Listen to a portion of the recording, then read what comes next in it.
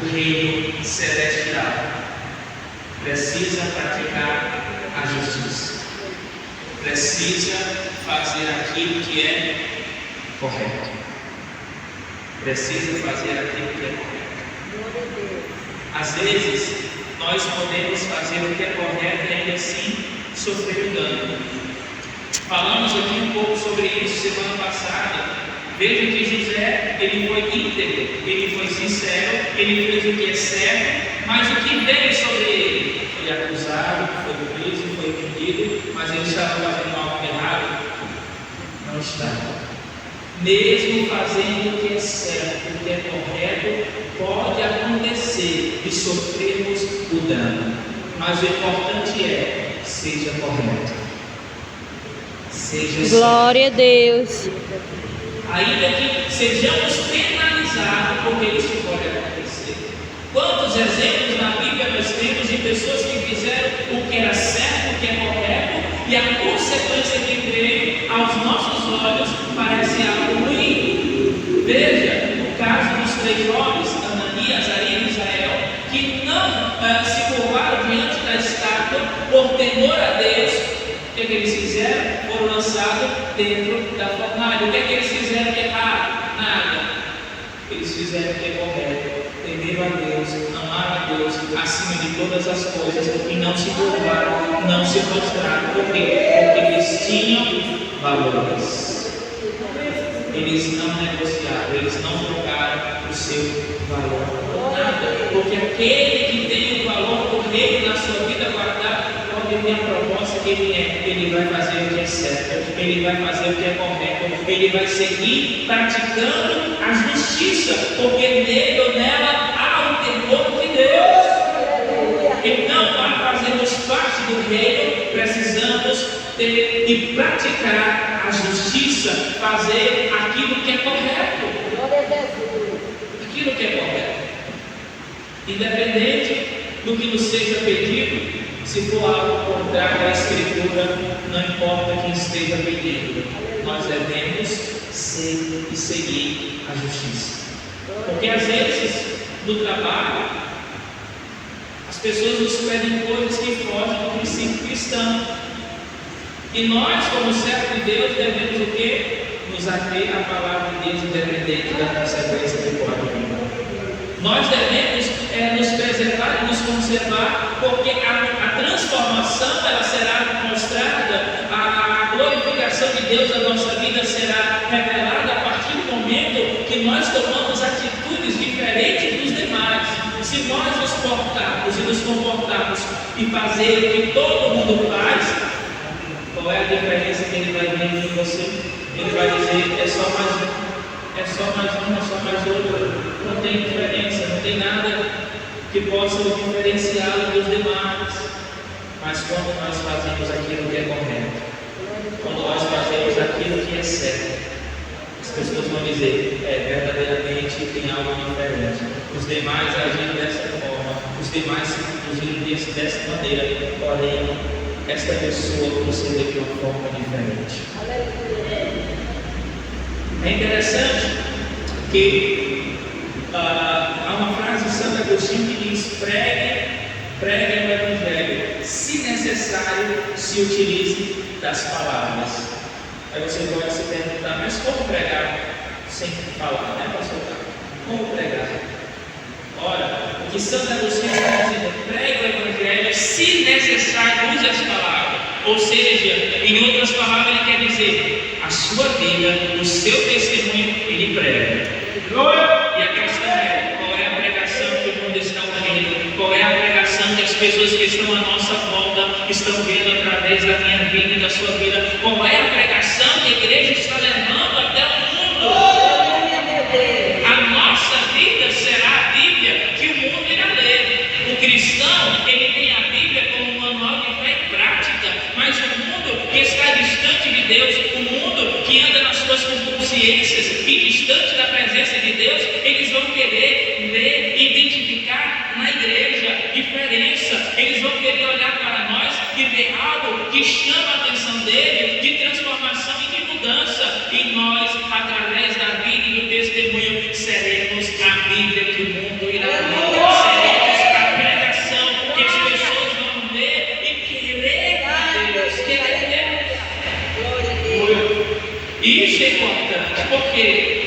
porque através da nossa vida, nossa conduta, levará outros também a chamarem a atenção para reconhecer que tem algo diferente. Quem de nós, nunca alguém chegou até nós e disse: "Não, você tem algo diferente, você tem algo assim que chama a atenção." Porque a presença de Deus na nossa vida, o testemunho cristão evidenciado, leva outras pessoas a identificar.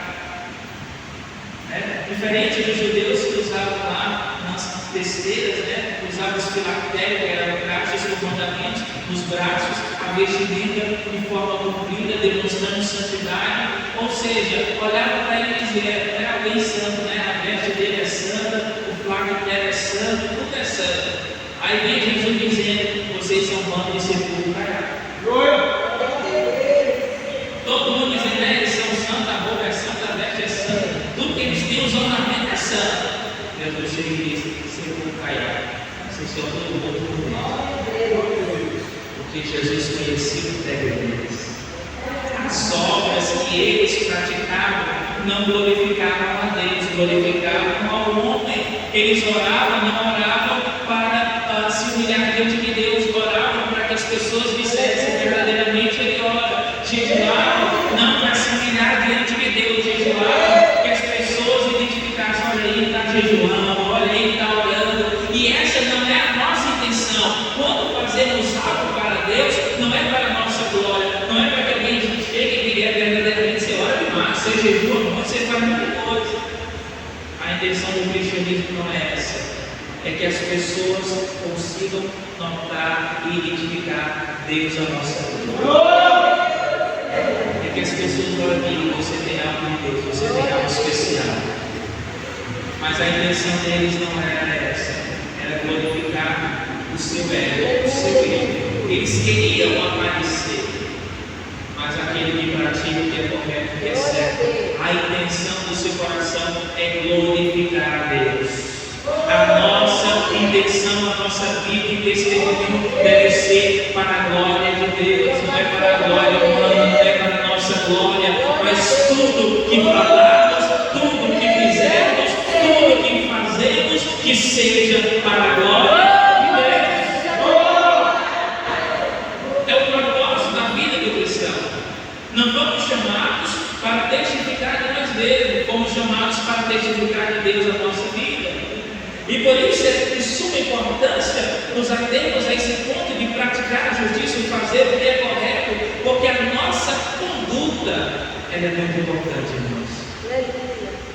Porque através da nossa conduta, pessoas podem se chegar a Deus, como também elas podem se afastar de Deus e não querer nada a Deus. É triste quando a gente vai evangelizar, falar o amor de Deus, falar de Deus, e a pessoa diz: "Eu ser crente igual fulano de tal, quero nada. Eu ser crente igual fulano, não quero." Aí você entende que tal pessoa deu um mau testemunho, e ao invés daquela alma querer Deus, ela tem distância. Porque quando não se há transformação e mudança em nós, e dizemos ser discípulos de Jesus, participantes do reino espiritual, e não tem diferença, ele vai dizer: "O que eu quero com Deus? O que eu quero com Deus? Você está aí, não tem nada de mudança, não tem nada de diferente. Eu, do meu jeito, vou pegar para você." É triste nos depararmos com tais situações que hoje, na atualidade, se percorre. Nós nos vemos, notamos tais coisas, mas que nós sejamos aqueles que praticam o que é correto, que faz aquilo que é certo, que nós pratiquemos aquilo que glorifica a Deus, que a nossa conduta seja para a glória de Deus, não para afastar as pessoas, mas para aproximar as pessoas de Deus. Porque quando Jesus diz que nós somos o sal da terra, que é a luz do mundo, mas vamos nos ater ao sal, um dos grandes efeitos do sal, em grande quantidade, o que ele faz? Quando você come algo salgado, qual é a primeira coisa que você faz? Tomar água, porque ele dá sede. E por que você acha que Deus nos comparou ao sal? O que nós temos que produzir nas vidas? Sede de quem? De Deus. Nós temos que produzir sede de Deus. As pessoas devem olhar para nós e, como o sal da terra que está salgando a terra, elas precisam ter sede de Deus. Mas se o sal for insípido, ou seja, ele será lançado fora e pisado pelos homens. O que é que Jesus está dizendo? Lá em Jerusalém, diferente daqui, lá faz frio. Aqui fala calor, só Jesus na casa. Lá faz frio, neva. E uma forma das pessoas evitarem de escorregar e cair no chão é o quê? Jogar sal. Joga sal na neve e no frio e evita de escorregar. Jesus disse: se vocês forem um sal insípido, para nada presta, a não ser para ser pisado. Assim como o sal, que não salgava, não tinha sabor. Que a utilidade dele é quando ele salga, quando ele tem sabor. Não tem sabor de nada, não joga. Então, em outras palavras, Jesus está dizendo: nós somos o sal da terra. Vocês têm que ter sabor. A vida de vocês tem que estar salgando a terra.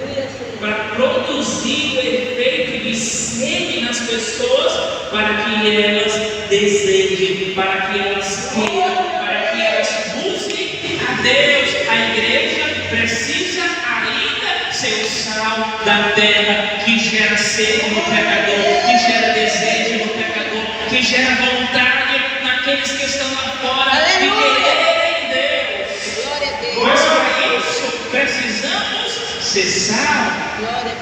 E se não for sal, se não tiver sabor, vai ser pisado. Vão olhar para nós e dizer: você é só mais um. Você é igual a todo mundo. Não tem diferença de nada. Se anda do mesmo jeito, se veste do mesmo jeito, você faz igual a todo mundo. Então não tem diferença. Mas quando você salva, quando você tem sabor, você fala diferente. A sua conduta é diferente, a sua veste é diferente, a forma que você se conduz é diferente. Então aí você está produzindo um efeito que está levando outras pessoas a identificarem que há mudanças nas suas. Porque muda. Quando nós, como cristãos, verdadeiramente tivemos um encontro com Cristo, o novo nascimento, a regeneração, somos mudados e gerados a partir da natureza divina de Deus. E essa nova natureza que é gerada em nós, nos conduz e nos leva a sermos totalmente e plenamente diferentes. Precisamos ser e ter nascido de novo. Terceiro ponto: sinceridade é o primeiro. Segundo, pratica a justiça. Terceiro, fala a verdade. Aquele que quer morar no céu, ele precisa falar a verdade.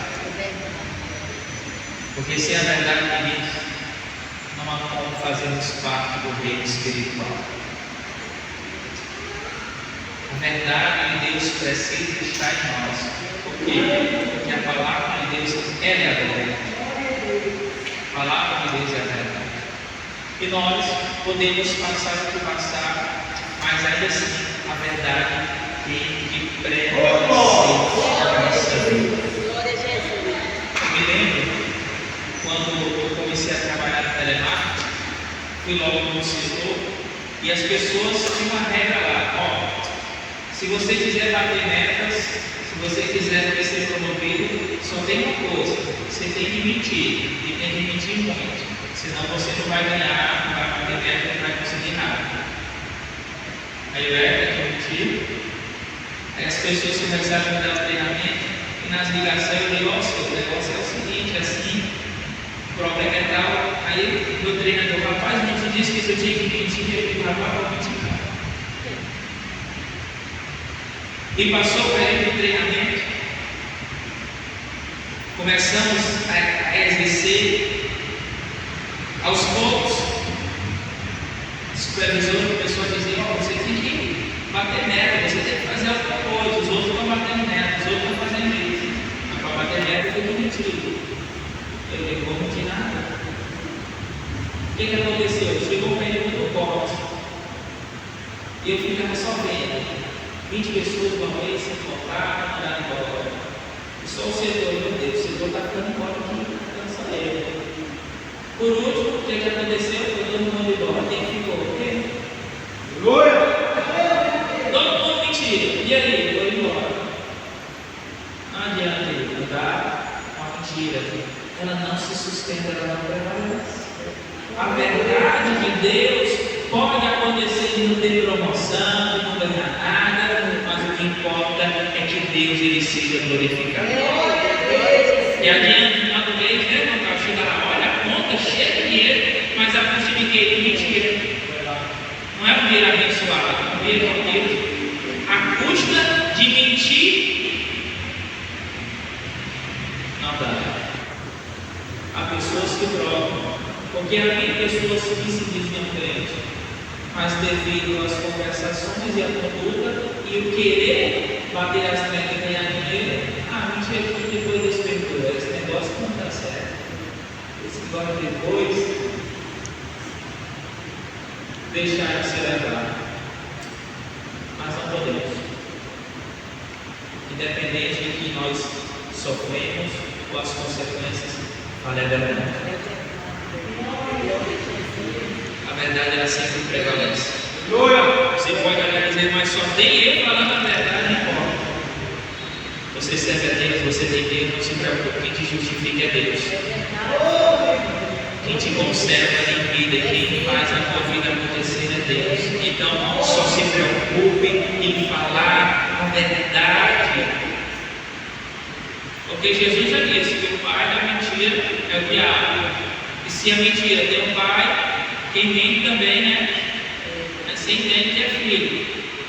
Aí você pergunta, você é filho de Deus. Aí mente, por que você é filho de Deus? Filhos de Deus são aqueles que andam com a verdade. Aqueles que falam a verdade. Estes são os filhos de Deus. Os que hão de habitar no tabernáculo de Deus. Aqueles que hão de morar no santuário de Deus. É quem fala a verdade. Glória a Deus. O cristão ele deve guardar e preservar a verdade na sua vida, independente do que ele sofra ou que ele passe, a verdade deve permanecer em nossas vidas. Por isso vamos falar a verdade, independente da situação, independente das consequências que possam vir, mas Deus nos chamou para pregar a verdade. O mundo já anda muito cheio de mentiras, de enganações, de ludibriações, mas a igreja ela anuncia a verdade. Porque se o mundo vier até nós, ou seja, as pessoas que estão distantes de Deus, e entrar na igreja, encontrar mentira, dizer que lá fora tem mentira, aqui tem mentira, não há diferença. Mas eles precisam entrar no ambiente espiritual e dizer, aqui tem a verdade, aqui tem a palavra de Deus. Por quê? Porque a verdade é uma pessoa. João 14,6 ele diz, eu sou o caminho, a verdade e a vida. Ninguém vem ao Pai senão por mim. Jesus está dizendo que Ele é a verdade. A verdade é uma pessoa. A pessoa de Jesus é a verdade. E se nós andamos na verdade, falamos a verdade, praticamos a verdade, é porque estamos em Jesus. E se não estivermos em Jesus, nós não vamos andar na verdade, não vamos pregar a verdade, não vamos viver a verdade. Só há como estar na verdade se estivermos em Jesus. Então a gente vai falar a verdade, vai pregar a verdade, vai viver a verdade. Por quê? Porque Cristo está em nós. Cristo é a verdade. Veja que ele usa o artigo definido. A verdade. Porque existem várias verdades. Existe uma verdade absoluta. Jesus. Não existem as verdades. Existe a verdade. A verdade é Cristo. A verdade é Jesus. A verdade que nos leva até o Pai é Jesus. A verdade que nos salva é Cristo. A verdade que nos transforma e nos liberta é Jesus. A verdade que nos santifica é Cristo. A verdade que nos transforma é Cristo. Então, Cristo é a verdade que produz efeito sobre a vida do cristão, de libertar, de salvar, de transformar, de tornar alguém que glorifica ao nome de Deus. Quando estamos, na verdade, a verdade é Cristo. Quarto ponto: aquele que não difama com a sua língua, nem faz mal ao seu próximo. Aquele que quer habitar tabernáculo de Deus, na morada de Deus, ele precisa que ele não pode difamar, ele não pode desejar e nem fazer mal ao seu próximo. Não podemos difamar e nem fazer mal ao nosso próximo, se quiser fazer parte do reino de Deus. Porque no reino de Deus, para fazermos parte, nós devemos abençoar, como diz a Bíblia, aquilo que nos maldiz. Ele nos amaldiçoa, né? Dizendo, Deus te abençoe. Ele falando lá, você diz, Deus te abençoe. Porque o Evangelho, irmãos, em alguns aspectos, em alguns pedidos de Deus, é difícil. Você imagina a pessoa te perseguir, a pessoa te maltratar, a pessoa te desejar mal. Você tem que olhar para ela e falar sinceramente. Não é da boca para fora, dizer Deus te abençoe. Aí no coração está dizendo, aquele cara dele. Não adianta não. Tem que verdadeiramente desejar alguém do fundo. Tem que ser sincero, tem que ser verdadeiro. Aquele que quer habitar o tabernáculo de Deus, ele não pode difamar com a sua língua. Devemos ter grande cuidado com a nossa língua. Tiago diz que é um membro tão pequeno no corpo, mas que inflama todo o corpo. Ou seja, é um membro pequeno, mas todo o corpo pode ser contaminado e ser prejudicado pela língua. Ele poder que ele tem. Ele faz um comparativo, assim como o anal do navio, ou seja, quando ele muda a direção, ele é pequeno. O leme também é pequeno, mas você vê que as maiores embarcações, por tamanhos de serem estrambólicos, mas o leme dela é pequeno. Mas se ele girar para cá, o navio domina. Você consegue entender que a sua língua te leva para muitos lugares? Teu corpo é grande,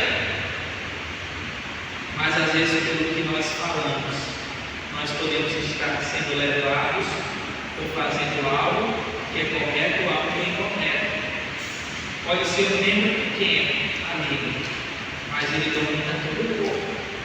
Por isso nós temos que ter domínio próprio, ter controle desse membro, para não difamar ninguém, para não falar mal, para não desejar mal ao próximo. Se quiser morar no céu, tem que seguir isso. Se quiser fazer parte do reino, temos que praticar e viver isto. Sem isto, não há como sermos participantes e maravilhosos. Então é um membro pequeno, mas nós temos que pedir a Deus domínio próprio, para sabermos como lidar com ele. Que às vezes, foi o cabo morrendo na situação, por isso o domínio próprio. É saber como reagir em situações que fogem do nosso controle. Não é agir na hora, não é agir no momento de dar vontade. É ter controle e saber como falar. Saber o que falar. Porque às vezes podemos falar a mesma coisa, mas só porque dizemos de forma diferente, ela produz um efeito diferente. Veja o exemplo, é muito fácil. Nós dizemos quem pratica o pecado, eu vou dizer aquele que não serve a Deus vai para o inferno, está condenado. E nós podemos dizer da mesma forma, no mesmo sentido, aqueles que estão destituídos, distanciados de Deus, há um lugar reservado para estes, longe da presença de Deus, um lugar de tormento, um lugar de angústia, um lugar ruim. Eu falei a mesma coisa, mas por mudar as palavras, já traz um peso diferente. Então, o peso de como nós falamos, as palavras que nós professamos, ela tem os seus efeitos, às vezes benéficos e às vezes maléficos. Há famílias, há relacionamentos que são destruídos por conta do quê? Da língua. Começa um falando mal do outro, você assim, aí pronto. Porque não tem domínio, controle, não sabe quem tem a sua língua controlada. Mas Deus nessa área está dizendo, os moradores do céu, Ele tem domínio da sua língua, Ele não difama, Ele não deseja mal no seu Glória a próximo, Deus. Ele quer morar no céu. Glória a Deus.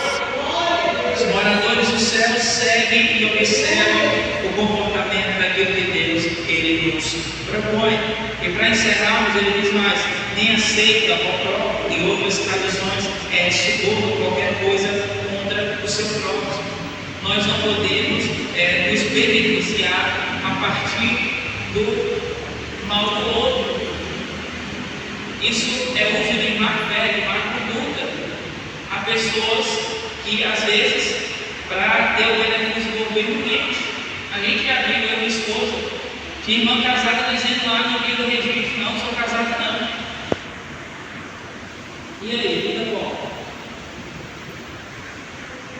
Quer dizer que o benefício vale mais do que uma entrada no céu. Vale mais dizer que não é casado, que mora por conta do benefício. Nós não podemos aceitar, porque isso é uso de má. É querer se aproveitar do benefício do outro, usando de uma artimanha que não compete ao cristão fazer. Se for de ter o benefício, que Deus te abençoe, que Deus abra as portas, que Deus te prospere. Não precisa mentir, enganar, nem ludibriar o outro, não. O que precisa o quê? É que seja da vontade de Deus. E se for da vontade de Deus, então Deus Ele vai te abençoar. Não precisamos usar de má fé. Por isso, queridos, a palavra nessa tarde nos diz: o verdadeiro cidadão do tabernáculo, da morada de Deus, cidadão do céu, ele ama em sinceridade, ele pratica o que é correto, a sua conduta, ele fala a verdade, ele não difama o seu irmão, nem faz mal ao seu próximo, ele não aceita o próprio, ele não aceita nada que seja contrário aos valores do reino de Deus. Este é o verdadeiro cidadão do céu.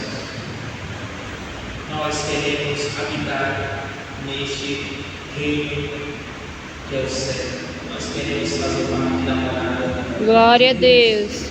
Precisamos seguir aquilo que Deus nos orienta, porque é a palavra de Deus nos orientando para chegarmos até lá e podermos adentrar pelas portas e glorificar a Deus por tudo quanto Deus ele tem feito. Amém? Amém, Jesus.